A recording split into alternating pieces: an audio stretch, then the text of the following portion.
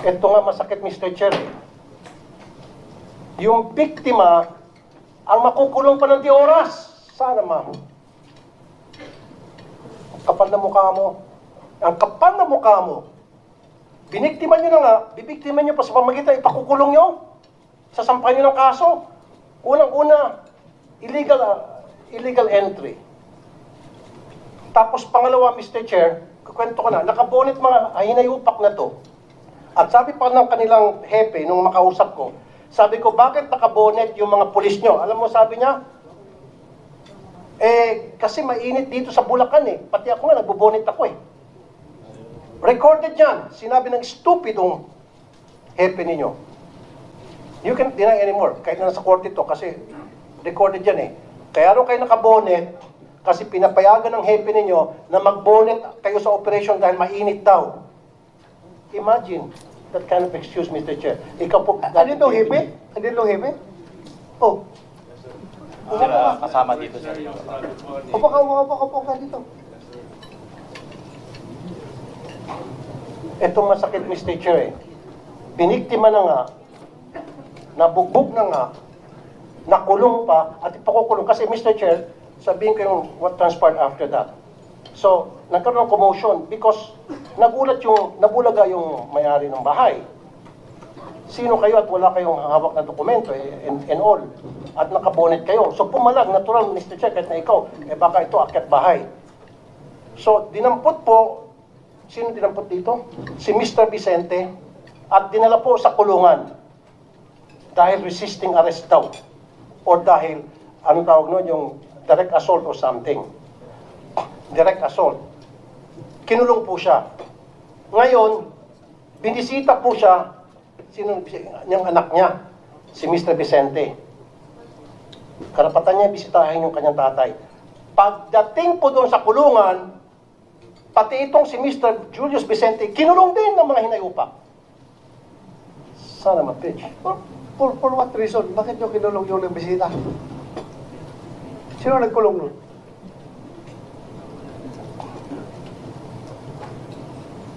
Sino nagkulong? Inaresto po namin sila at may probable cause po yung pagkaka-aresto namin. Actually po sir, undergoing po yung trial.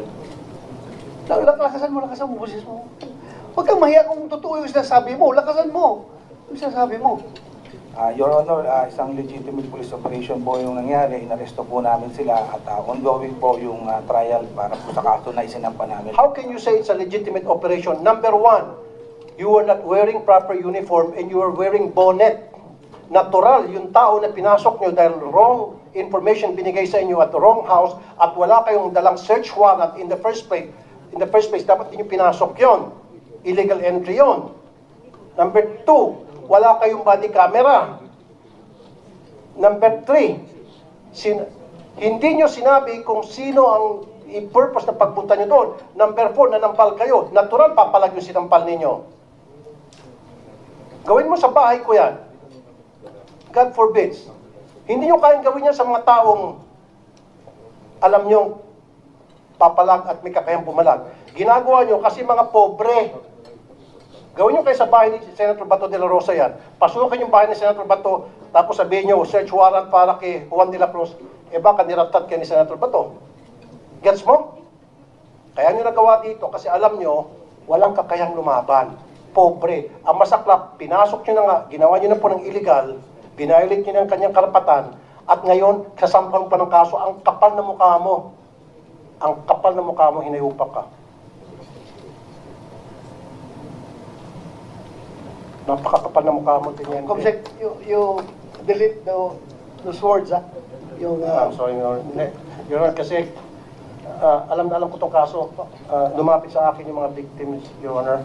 Ito po, okay, pakisagot na lang. So, dumalaw itong si Mr. Julius Vicente, ikaw na magkwento. So, nasa kulungan na po yung papa mo, di ba? Opo. Dumalo po kayo. Opo. Tinanong ko po kung dun po ba talaga dinala tatay ko. Tapos, ginawa po nila, binitbit po nila ako.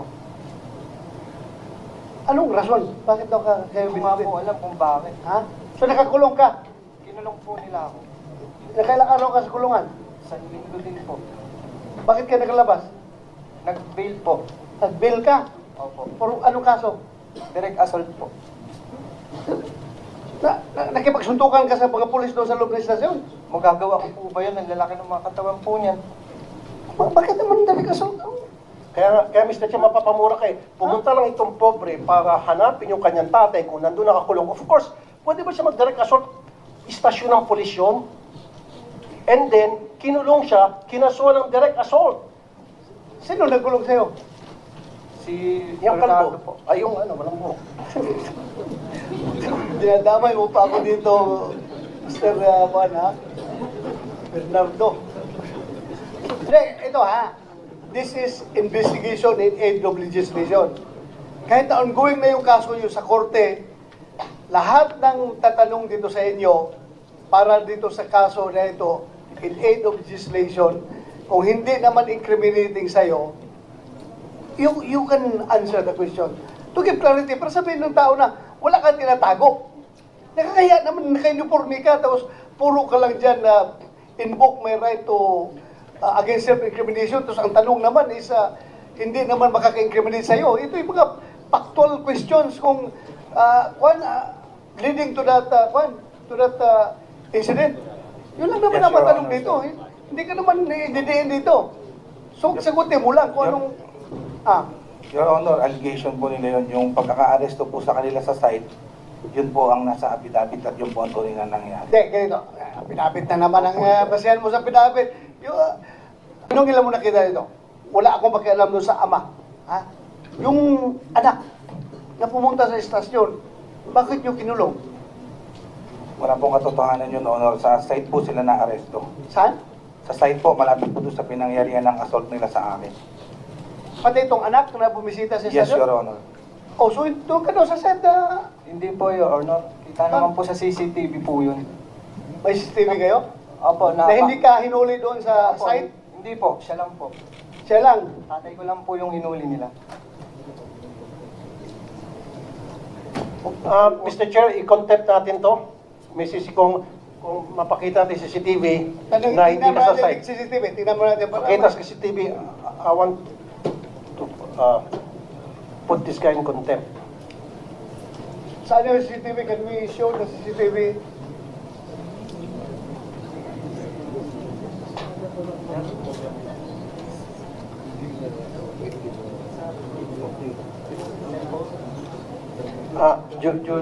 Mr. Julius, ayan, meron ka, pakibigay. Kasi kung merong video na ikaw ay hinuli, hindi doon sa site, wala na sinasabi ni Mr. Bernardo, I would like to hold him in contempt at gusto ko siyang makulong sa baba, Mr. Chair. Yes, but before I roll with your motion, I would like to Yes, Mr. Chair. watch the video. Saan galing ang video mo, Julius? Sa kapitbahay po namin na naka-direct yung po sa bahay namin yung CCTV po. Oh, thank you. Sir Julius, yung video na ikaw ay hinuli hindi doon sa site kundi outside, away from the site. Hindi po. Bali po yung hawak ko pong video po na tatay ko lang po hinuli. Tapos nandun po ako na papaalis pa lang para sundan po ang tatay ko. Okay. Nakatunayan pong hindi po ako doon hinuli sa mismong site po.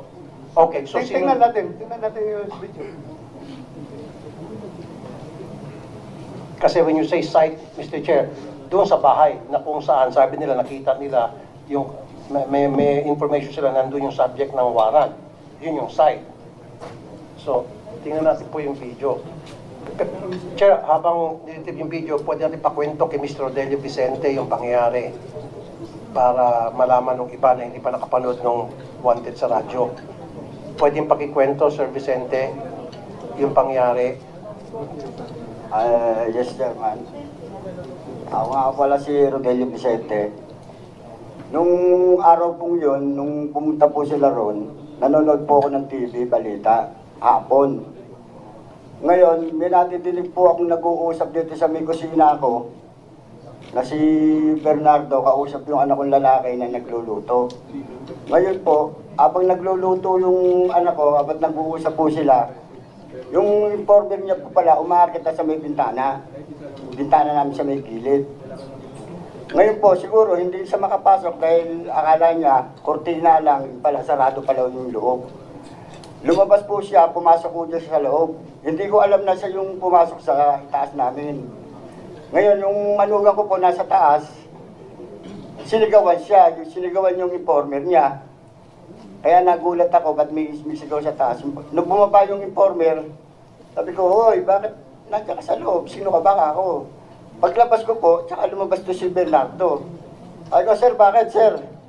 Hindi ko po ba alam na pulis sila. Sabi nila, mga pulis kami. Ba't nyo pinatakas yung hinahanap nila? Pero sir, nakasibilyan sila, no?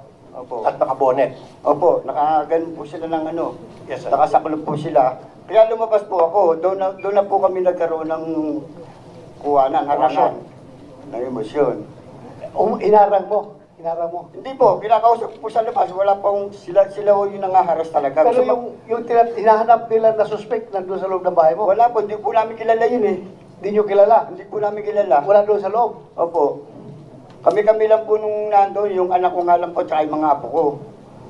Okay. Kaya yung hinahanap po nila, hindi ko namin kilala yun eh. Kahit mga kapitbahay ko nga namin, hindi ko kilala yun eh. Tapos po, So, ilan sila? Dalawa lang siya? sila po, bali, 3 po sila, tsaka 2 informer. Yung informer sa civilian, Opo. kilala mo yun? Hindi ko po kilala yun eh. Pero namumukhaan ko po. Thank you. Okay, pagkatapos po, so nagkaroon ng komosyon. Opo, nagkaroon una ng komisyon na dahil Sino pong nauna na naging pisikal? sila po, kasi gusto nilang pumasok uli sa loob eh. Hindi ko na nga po pinayagan dahil kalalabas lang po nila eh. Pumasok na sila, Opo, kausap niya na po ngayon yung anak kalalabas ko lang eh. nila, gusto pumasok ulit. Opo. Bakit gusto pumasok ulit? Galing na sila sa loob. Eh, pinatakbo ko raw po yung yung hinahanap nila. Eh, wala naman tatakbuhan sa loob, kundi sa terrace lang. Okay. Eh, nasa labas yung mga pulis niya. Kaya nung hinarang niyo po, anong ginawa? Tinanong niya po ako, tinutulak niya po ako hanggang sa nakaano po kami sa gilid na nakatutok yung CCTV. Doon niya po ako pinatapan na kinano niya ako eh. Ginaganon ka niya po. Opo, tapos yung manugang ko, hinarang siya, inaawat ako ng manugang ko, sinampal niya yung manugang ko, tsaka yung anak ko eh. Anak kong babaeng tomboy eh. Yung manugang niyo, Pinaguntog ko kami. pinaguntog. Naguntog kami niyan eh. Yung manugang ko. Manugang mo, pati ikaw, pinaguntog yung ulo. Ganun kami. Tapos nanampal pa ng Ng anak kong tomboy. pagkatapos po. Talagang sinaktan ho kami. Tapos nung napasok ako dito sa may gilid naman na hindi na tapat ng doon naman ako pinusasan.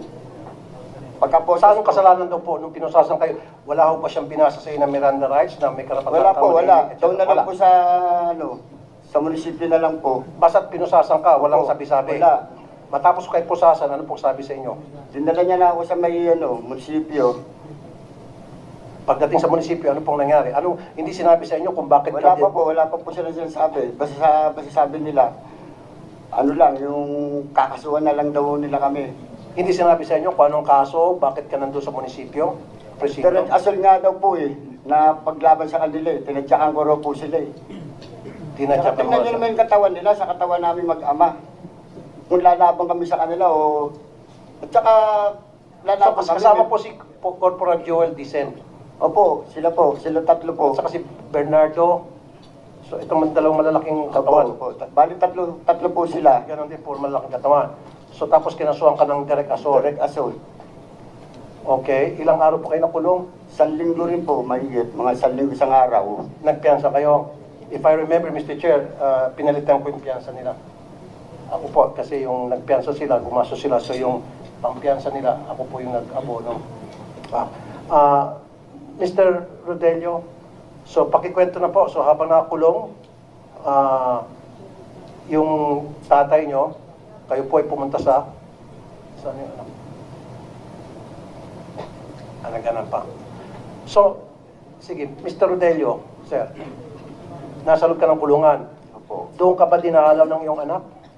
Hindi po, nakaupo pa po ako. Sabay po kami pinasok eh. Saan po kayo nakaupo? Sa may desk po. Ito po yung pinaka-information, dito lang po sa gilid.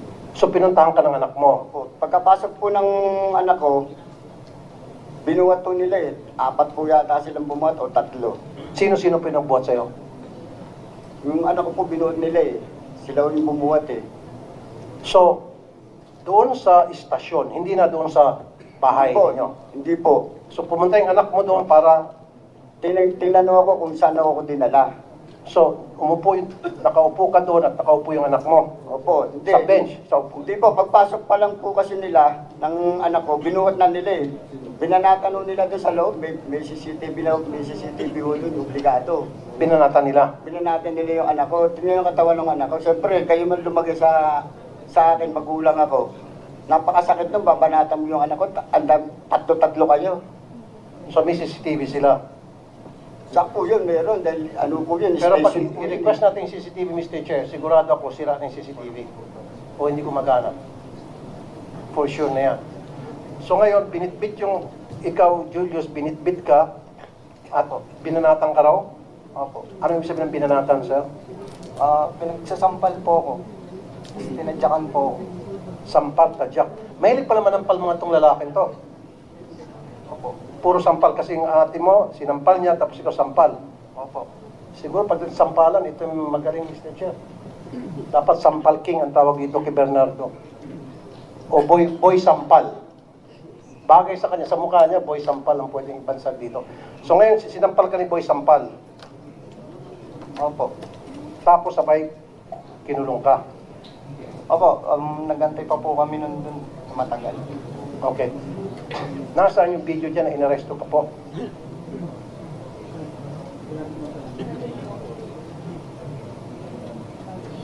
Okay.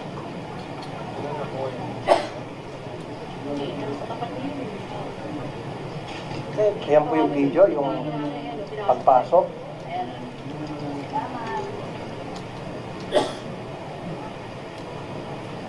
Okay, sorry.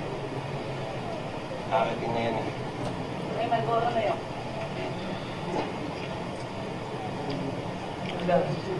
Okay, ang haba naman. Okay lang yan. Ayun na. Ayun na, Mr. Chair. Tsaka bonnet, 3. Di ba sa nakalabas? Yung pinarel? Di ba yung CCTV rin? Pero mga naka-uniform yun. Ayun, naka-bonnet, naka-shorts, naka-t-shirt, naka-chinelas.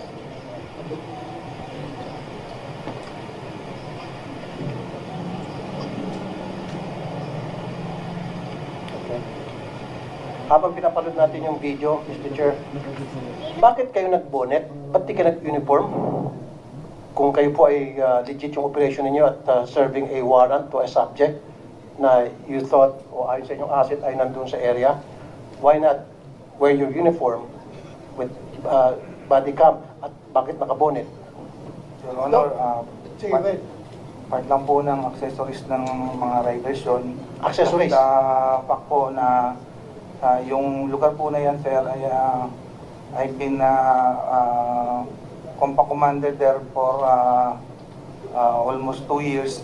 Talagang 50 meters away lang po dyan sa site na yan. Nakikilala po ako ng mga tao. So we have to devise. Pero ganun pa man po. Pero bakit kailangan mo- Nakakilala po ako, sir, at naglabas pa po ako ng ID sa kanila. Actually, sir, hindi naman kami nakapasok dyan. Wait a minute. Wait a minute. You are going to serve a warrant? Sige. Kasi sabi mo makikilala ka. At least man lang body cam. For your protection, for the protection of those people na your subject na you're supposed to be serving the warrant to. And why wear a bonnet? Kasi di ba pag gumamit ka ng bonnet, pagkakamalian ka talagang magnanakaw. Kahit man lang sana yung nakasibilyan ka o meron kayong kwintas tapos tsapa, pwede pa kahit naka-shorts ka, naka-t-shirt, basta't nakasabit yung tsapa, identified ka as police, operative. With that, para kang akit bahay, para kang hold-upper. Sabi ko nga, gawin mo kaya sa bahay ni Senator Bato yan. Baka naratat ka na. Your Honor, sinikap ko po na magpakilala at inilabas ko pa po yung ID. No, bakit ka nag-wear ng bonnet? Part po ng accessory namin yun sa pag-ride po ng motor at kaya po nang nasabi ko, we have to devise at least na hindi po ako agad ma-burnout. Andyan na tayo. Okay, ako, angkahin kita. Ikaw being member of the intelligence unit ng inyong istasyon, you're authorized naman to wear civilian, di ba? Pag intelligence ka. At yung operations ninyo, kung medyo langanin ka na masunog ka kagad, okay lang yun, nakabunit ka. Pero ang hindi okay doon, yung pag-aresto ninyo, dapat may kasama ka na naka-uniform. Uniform personnel para magpakilala na police kami. This is a legitimate operation. Hindi yung kayo-kayo lang nakabuhay para kayo matulisan doon. Your Honor. Matagal ako sa intelligence unit. Ginagawa namin yan, nagbubunit kami para di masunog ang mukha, di makilala, naka-civilian. Pero, pag-effect ng arrest, andyan na yung uniform personnel para makita na police talaga ito, police operation. Ba, may kasama kayo naka-uniforme? Wala. Yes sir, actually sir, mayroon po kaming kasamang uniform personnel few blocks away po doon sa possible site ng pag-aarestuan. Nandoon na sila. Yes sir. Sumama. Yes sir.